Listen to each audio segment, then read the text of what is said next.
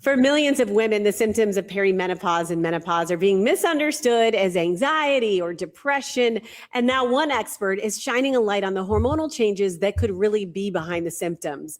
Dr. Michelle Sands is here with us. And Dr. Michelle, you say countless women in their 40s and 50s are walking out of doctors' offices with prescriptions for antidepressants, anxiety meds, and really there's something else going on. What's really happening? Yeah, absolutely. So the problem is that we have reduced menopause to hot flashes and period problems, when in fact, menopause affects every single area of our body and our brain. And the loss of estrogen and progesterone that happens naturally for every woman as they go through perimenopause in their 40s, through menopause in their 50s, can affect your serotonin, your dopamine, your motivation, your drive, your memory.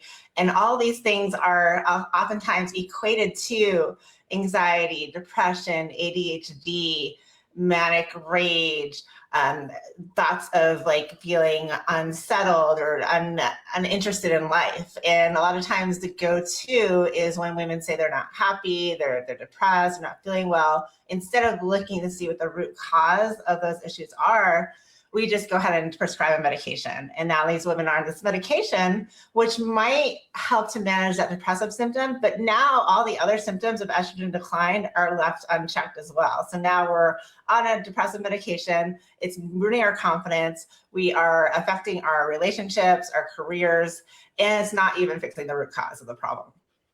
You know, HRT, hormone replacement therapy, including especially the estrogen portion of it, got a bad rap years ago because of one particular study. And the results from that study have been negated since. So I think there's been somewhat of a shift.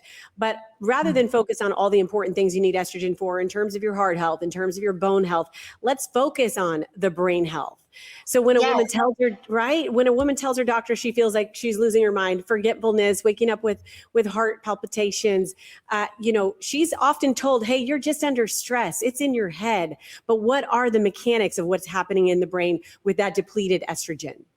Yeah, so estrogen is the main driver. We have estrogen, progesterone, testosterone. Those are the main sex hormones that are affected by menopause. So estrogen is closely tied to serotonin, which is our feel-good, happy hormone, and dopamine, which is our reward hormone, makes things life worth living, makes us happy to go out with friends and to experience new experiences. When estrogen drops, that all dulls. So now we are not as happy, we're kind of moping around, we don't feel like ourselves, and then we also can get edgy, like things could upset us, like the way people chew, or something that like we didn't normally wouldn't bother us now is irritating to us and we could snap.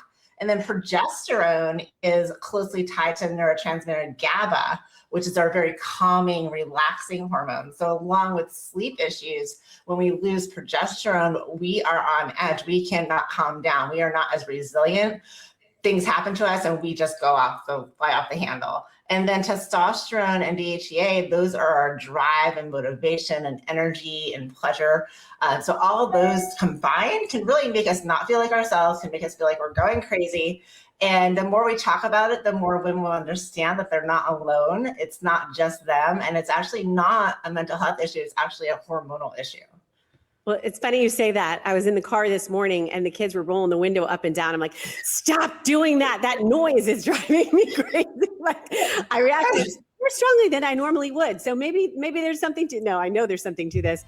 And like you said, talking about it helps and really getting to the root of the problem. Love what you're doing. I wish I could talk longer with you because there's so much to dig into, but great information you shared with us today. We really appreciate you, Dr. Sands. Thank you so much for having me.